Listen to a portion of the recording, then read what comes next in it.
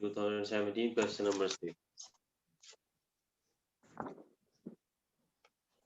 Question number 6. Part A. Differentiate with examples between a pictogram and a histogram. लिखें pictogram versus histogram. Pictogram is basically a pictorial representation होती है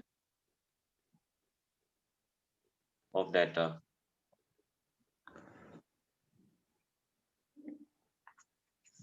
जबकि यहाँ पे आप बार इस्तेमाल करते हैं. We use vertical or horizontal bars.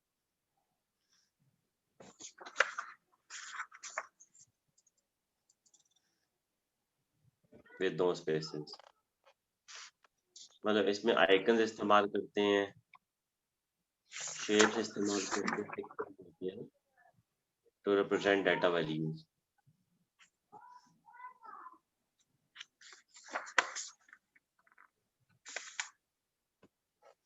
ये हो सकता है.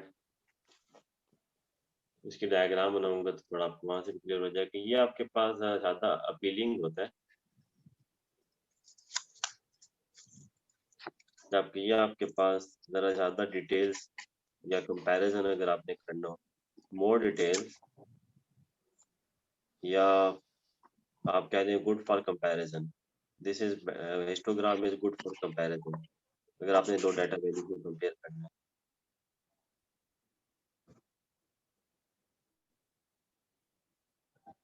इसमें आपको एक की जरूरत होती है.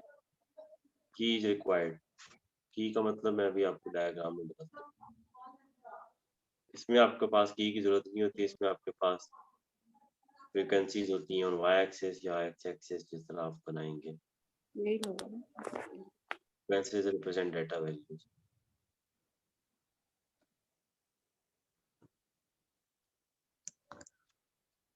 तो बेसिकली ये पिक्चर्स होती हैं और यहाँ पे आपके बार्स होते हैं विद नो स्पेसेस.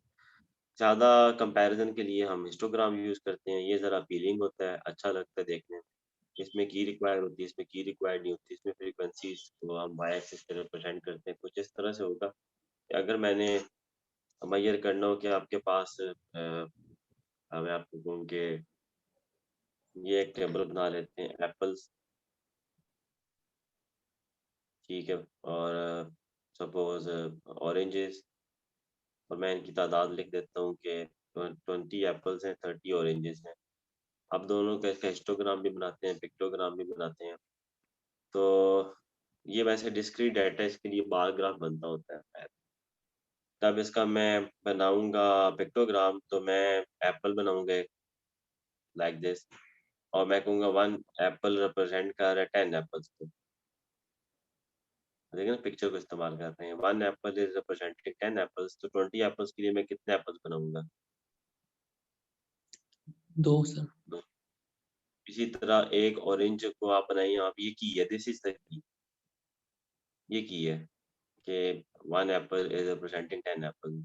इस तरह ऑरेंजेस की आप लिखेंगे यहाँ पे कि सपोज अगर यहीं पे ऑरेंज को मैं कर दूं, ये एक ऑरेंज हो गया, ठीक है, like this. So 1 orange is representing suppose 15 oranges. This is key. एक ऑरेंज बनाओगे तो मतलब 15 ऑरेंजेस हैं, तो आप फिर 30 ऑरेंजेस के लिए कितने ऑरेंजेस बनाएंगे? Like this. 2. जी, लाइक दिस. तो ये की होती है. जबकि यहाँ पे अगर आप इसकी बात करेंगे तो ये हम लास्ट में भी डिस्कस कर चुके थे. इसमें बार्स होते हैं. ये डिस्क्रीट वैल्यूज हैं. डिस्क्रीट और कॉन्टिन्यूस में फर्क होता है. डिस्क्रीट आपके पास कंप्लीट होती हैं होल नंबर की फॉर्म में, इन बिटवीन लाइन नहीं करती. तो यहाँ पे वैसे तो बार ग्राफ जो है वो डिस्क्रीट डाटा ना अलग अलग है. तो एप्पल्स के लिए आप एक बार बना देंगे, तो यहाँ पे साथ दूसरा बार ऑरेंजेस के लिए बना देंगे. ये आपके पास बार ग्राफ है, ठीक है. हिस्टोग्राम में स्पेस नहीं होती. हिस्टोग्राम कॉन्टिन्यूस डाटा के लिए ज़्यादा इस्तेमाल होता है, मतलब हाइट्स के लिए, जिनका डेसिमल्स में आंसर आ रहे होते हैं. डिस्क्रीट डाटा के लिए बार ग्राफ ज़्यादा प्रेफरेबल होते हैं, ठीक है. सर इसका एक ये क्वेश्चन आपके करा देंगे बार ग्राफ का. बार ग्राफ का तो अगर ये क्वेश्चन आपको मैं दे दूं कि रिप्रेजेंट करें इन इस डाटा को ना बार ग्राफ, तो फिर ये आपके पास एप्पल्स, यहाँ पे फ्रिक्वेंसी ही होगी, यहाँ पे आपके पास डाटा वैल्यूज होंगी एप्पल्स, बनानास, ऑरेंजेस, मैंगो। अब एप्पल्स कितने हैं? 20 हैं, तो ये 20 होगा, हम मतलब ये 10 होगा, ये 20, फिर ये आपके पास कितना हो जाएगा? 30 एंड देन 40। तो ऑरेंजेस 30 हैं, एप्पल्स 20 हैं। अगर कोई और फ्रूट होगा ठीक। सपोज 10, तो ये आपके पास गैप्स दे दोगे तो वो बार ग्राफ बन जाएगा। सपोज ये मैंगोज। अच्छा सर, अब हमें वो डाटा दे दे तो वो कहे कि बार पे रिप्रेजेंट करें, ये ना बताए कि बार ग्राफ बनाएं या दूसरा बनाएं। ठीक है, तो फिर अगर कैसे वो पता चलेगा कि इसको। नहीं, अगर वो डाटा दे देते हैं, वो कहेंगे सुटेबल कोई भी, आप स्टैटिस्टिक, इनको कहते हैं स्टैटिस्टिकल डायग्राम्स।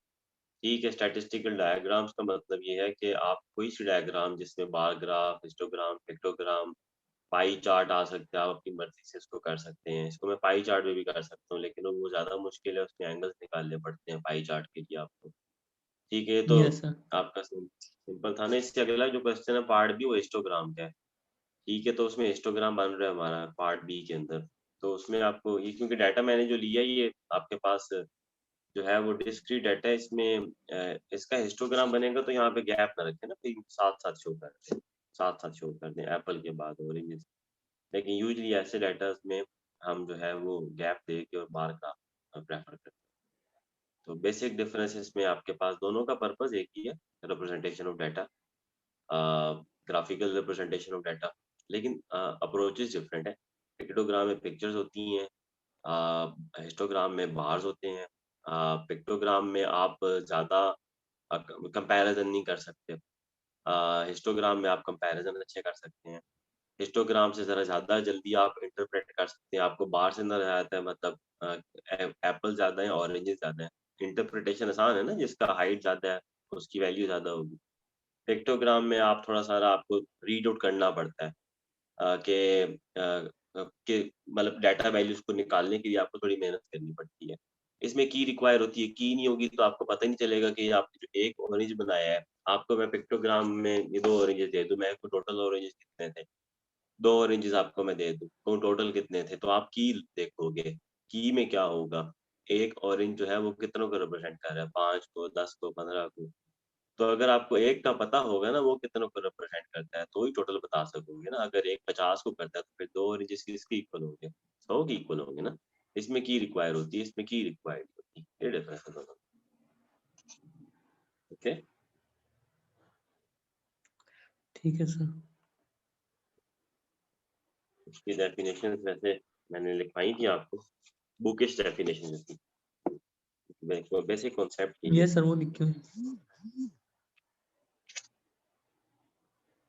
आपने बेसिक आइडियाज बताने हैं ना, मतलब पर्पस क्या है इसका, डिफरेंस क्या है? डिफरेंस तो बड़ा वाज़ेह है, एक में बार्स हैं, एक में पिक्चर्स हैं, एक में आइकन इस्तेमाल करते हैं, एक अपीलिंग, एक एक वैसे नॉर्मल मतलब। पार्ट बी इसका है, the teachers of a certain school, question number 6 part B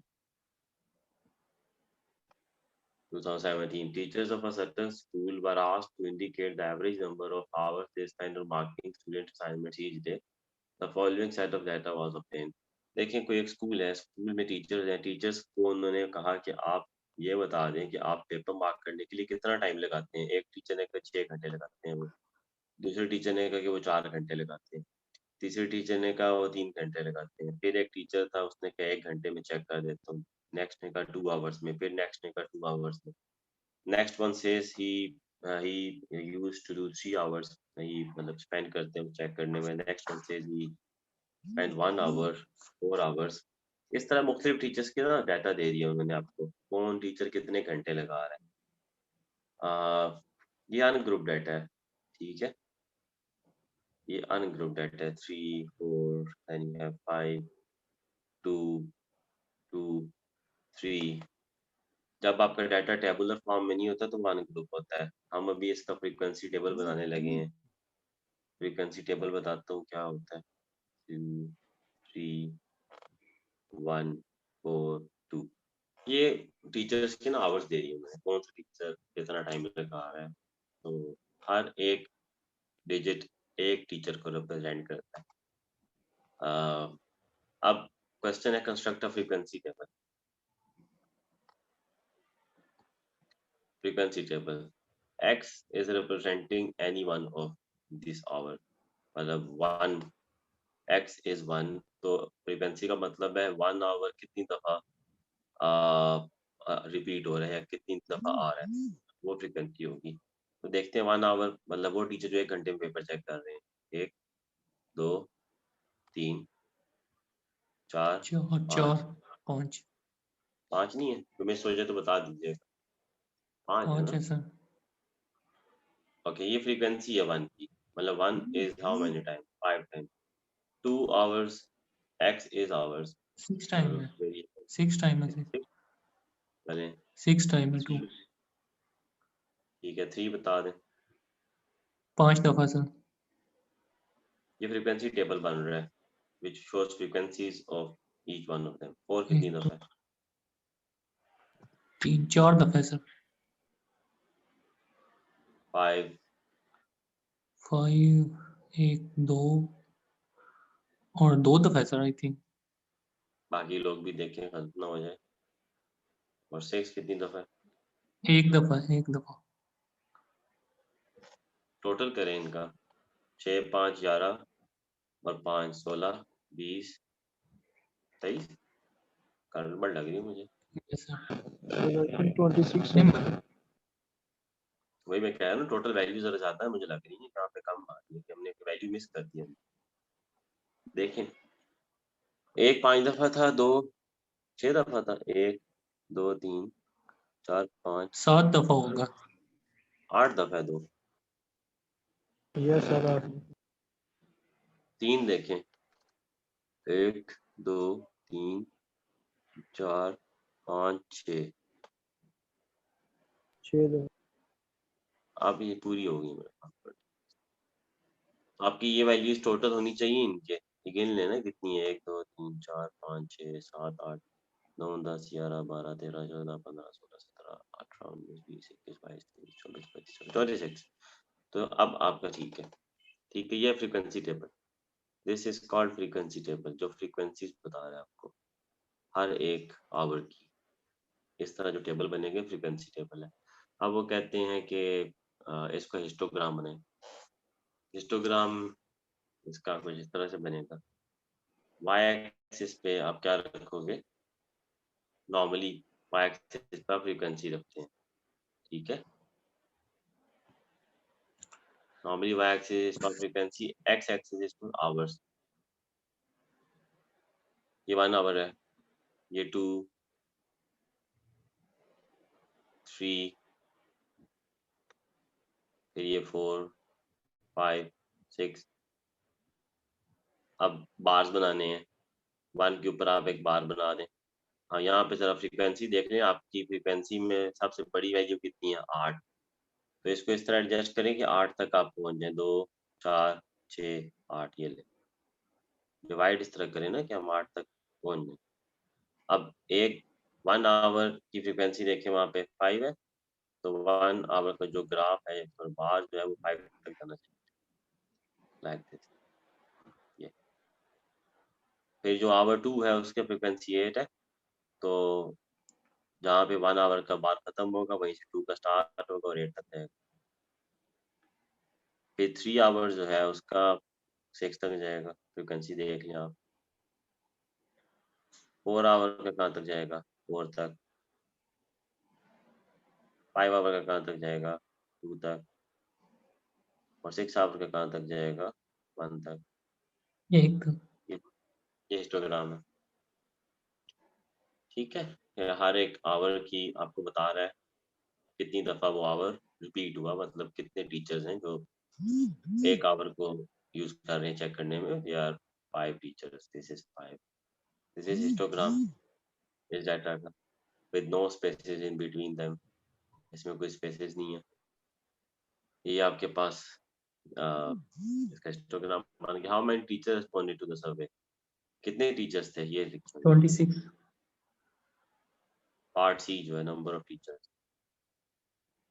तो 26। the last one is what the longest number of hours and most common number of hours, सबसे longest hour कौन सा है,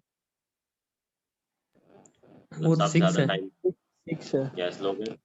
okay, longest is 6, longest our is 6। और मुझे बताएं most common क्या है? 2। तो आपको यहाँ से नजर आ रहा होगा, ये बार में से सबसे पीक वाला बार कौन सा है? 2 का।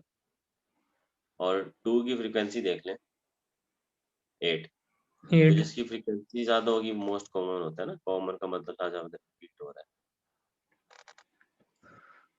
ठीक है,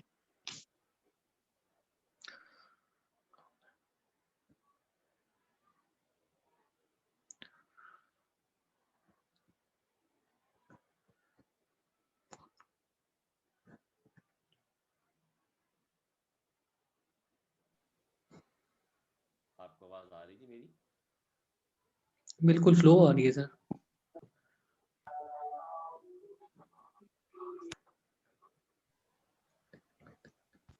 आवाज आ रही है आपको मेरी? जी सर। Yes sir. पहले आ रही थी? मेरा माइक म्यूट था। जी सर, पहले भी आ रही। Okay, just hold on. Next question निकाल लें।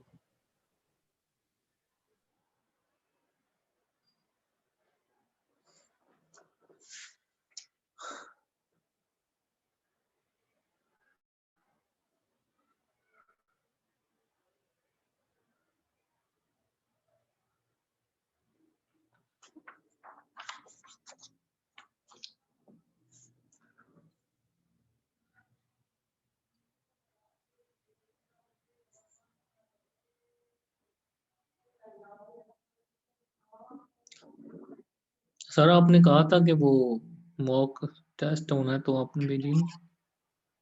ये मेरा माइक म्यूट होता है फिर भी आपको आवाज आ रही है। मैंने बिल्कुल कहा था can you please wait till night, मैं इंशाल्लाह बना के भेज देता हूँ। ठीक है, ठीक है असल सर। में मैं ठीक। इसलिए बनाना चाहता था।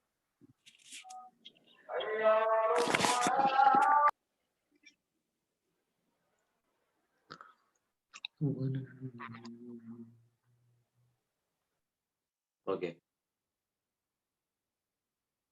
जी, नेक्स्ट बताएं आपके पास। A man buys 5 kg of meat.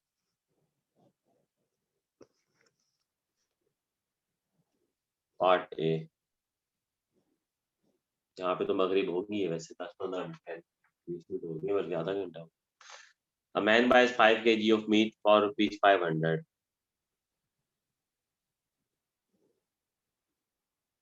5 kg rupees 500. No, 500 per kg. तो 5 kg क्या कॉस्ट बनेगी? सर 2500। जी, कॉस्ट पर केजी है 5 kg होगा 5 मल्टीप्लाई बाय 500।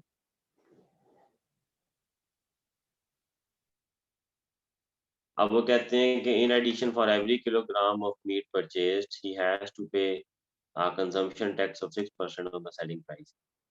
तो वो जितना वो खरीद रहा है उसके ऊपर उसको 6% जो है ना वो पे करना पड़ेगा कंजम्पशन टैक्स।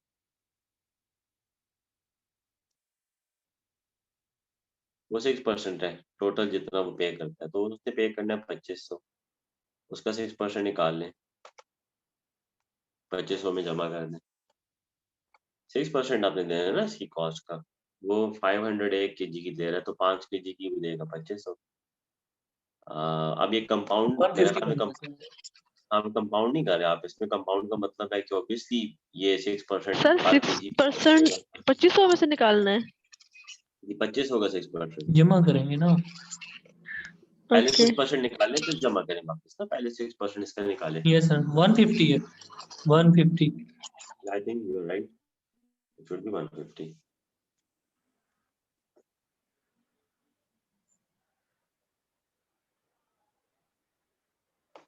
What 25 6 4 1 150 ये उसका है कंजम्पशन टैक्स। एंड और एक्चुअली वो कितना पे कर रहा था 2500 प्लस 150 तो 26। 2650 हो जाएगा ना टैक्स मिला के। Yes sir.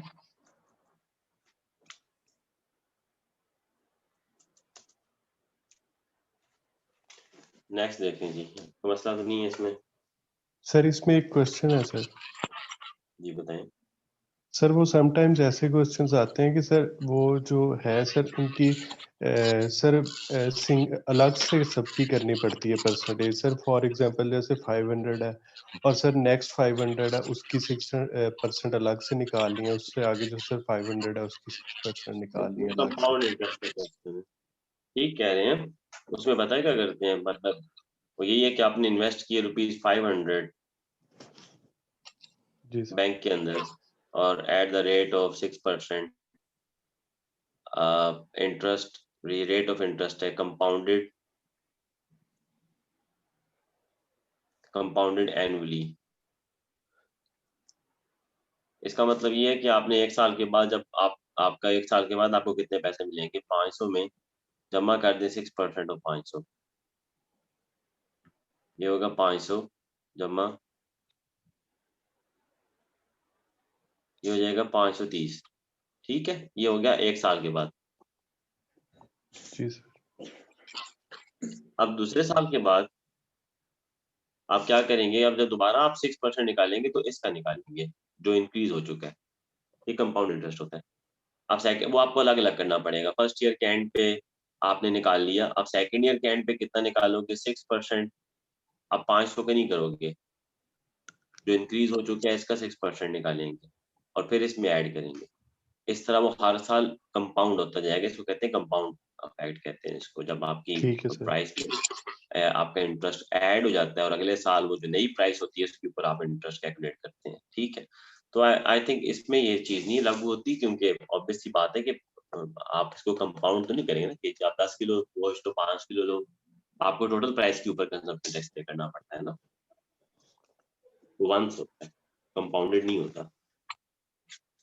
ठीक है, हाँ अगर वो क्वेश्चन आपको ये कंपाउंडेड का वर्ड आ जाए कि आपकी जो है अमाउंट वो कंपाउंड होके निकलनी है और ये रेट ऑफ इंटरेस्ट है, तो फिर आपको 1 साल में निकालना पड़ेगा जो भी टैक्स बनेगा, वो आप ऐड करोगे ओरिजिनल में और फिर नेक्स्ट ईयर पे चलोगे। इस तरह आप चलते जाओगे, हर साल में जो टैक्स निकलेगा उसको आप ऐड करोगे अमाउंट में, फिर नेक्स्ट ईयर में जाओगे और नेक्स्ट ईयर का आप निकालोगे। ठीक है, वो जी कंपाउंड सर। इफेक्ट होगा।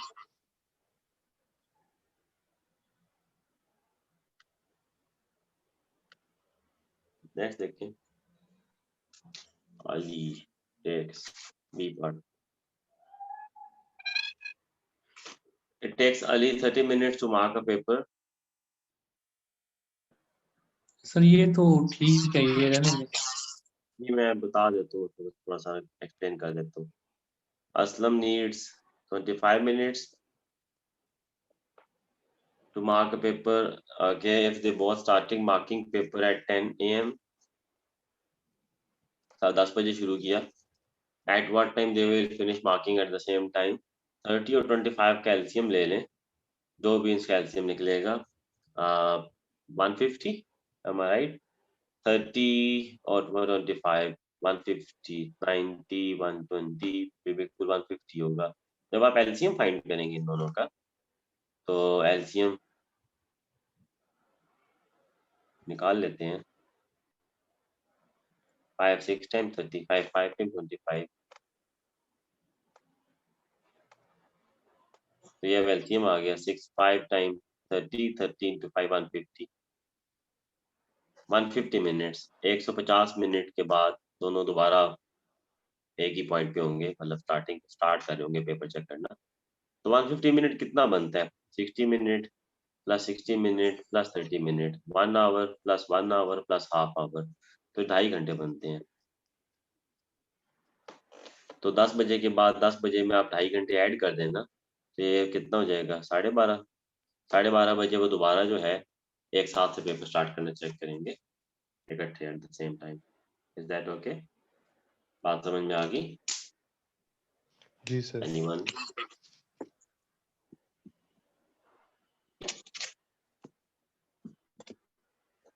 Two bus tickets from Rawalpindi to Islamabad and 3 from Rawalpindi to Murree cost ₹770।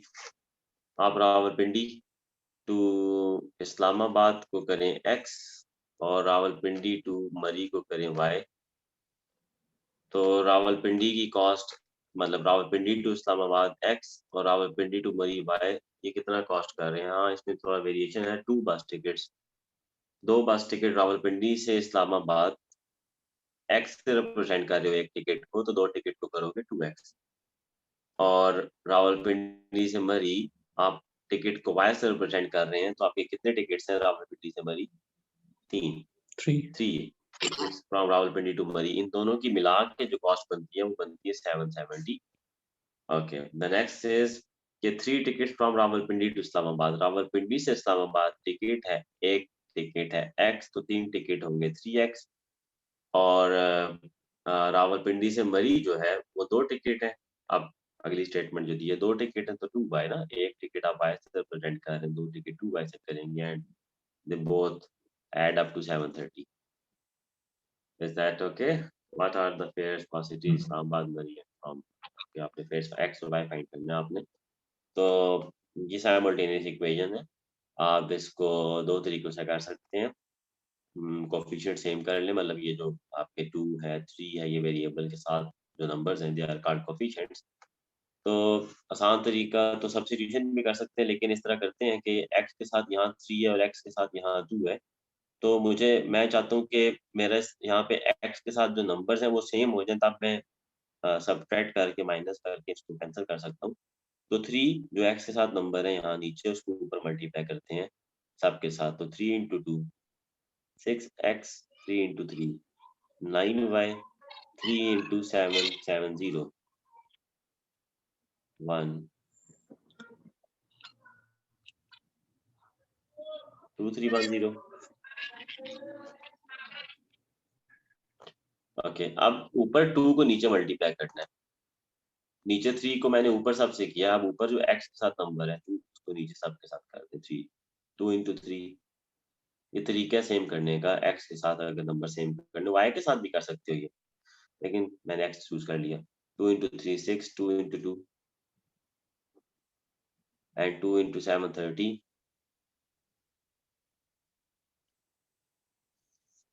आप कैलकुलेटर पे चेक कर लिया करें वैल्यूज, क्योंकि मैं जरा सा पानी डाल रहा हूँ।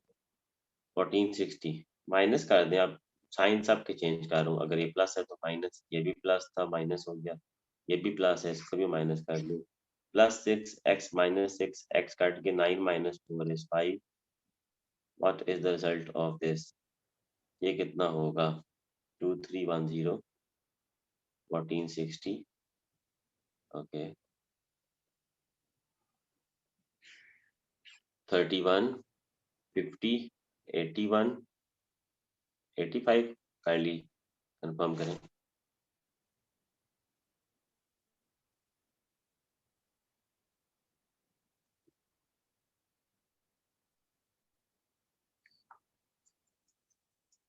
I won the 5 35 7 y is 170। ये y कहाँ से कहाँ तक का टिकट था? रावलपिंडी से मरी का टिकट आपके पास 170 रुपये। और दूसरा कैसे निकालेंगे? आप y को 170 यहाँ पुट कर दें, यहाँ y को 170 पुट करें कुछ इस तरह से, इसको मैं कर रहा हूँ यहाँ पे 2x प्लस 3y की जगह 170 is equal to 770, something like that। 3 into 170 whatever is the result, इसको वहां जाके माइनस कर दे। 3 into 170 हिसाब किताब पक्का कर लो, 51 5 10, तो 2x कितना हो जाएगा? 770 में से 500 निकाल देना, 510 निकाल दें, 260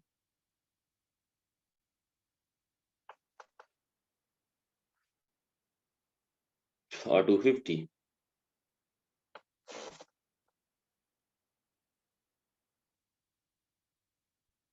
260 का जी, और फिर x निकल आएगा 260 over 2 130 130 आपके पास है रावलपिंडी से इस्लामाबाद। Is that clear? जी सर।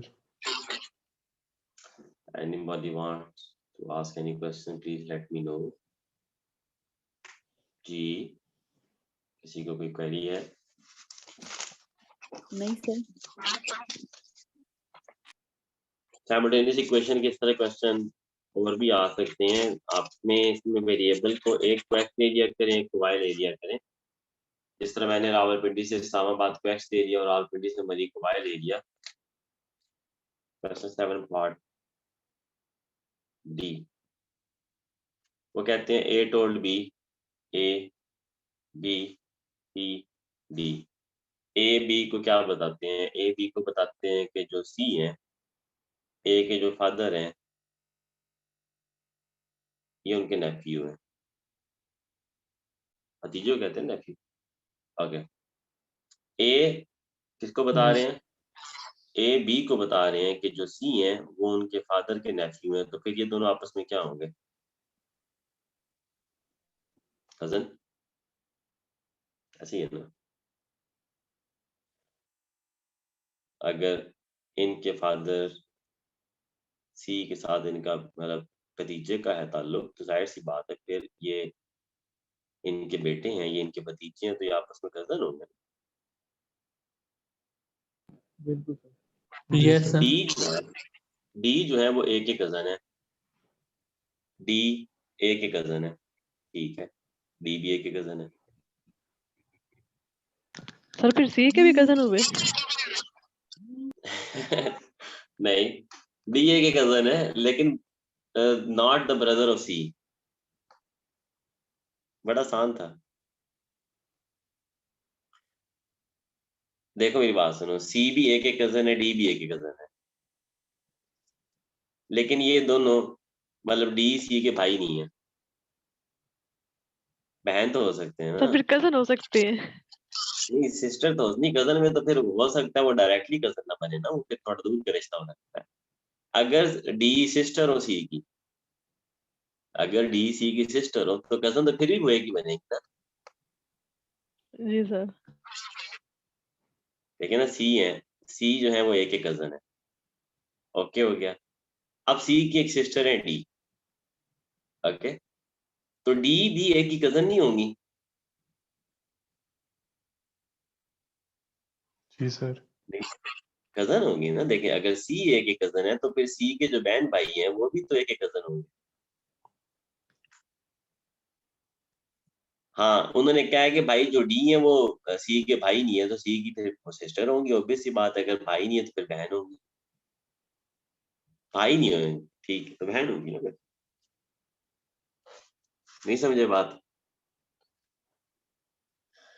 नहीं समझे तो दोबारा एक्सप्लेन कर देता हूँ। सर दोबारा बता ही दे।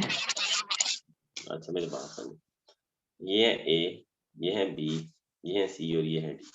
बात ये कि ए और सी कजन है, ठीक है।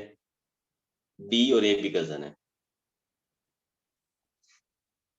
तो सी और डी में क्या रिश्ता हो सकता है? या दोनों भाई होंगे या क्या होंगे, ब्रदर सिस्टर होंगे। ये दोनों बहन भाई हैं और दोनों एक ही कजन हुए थे। अब उसने क्या भाई, ये डी जो है वो सी के भाई नहीं है, तो फिर क्या चीज बचती है पीछे? सी भाई है, फिर डी सिस्टर है। D is the sister of C. Okay, obviously if C is cousin of A, then obviously D will be cousin of A if they are brother sister. आप इमेजिन करें ना, आपके खाला के या कहीं लाइक मैं हूँ, मेरे खाला में जो है वो एक उनके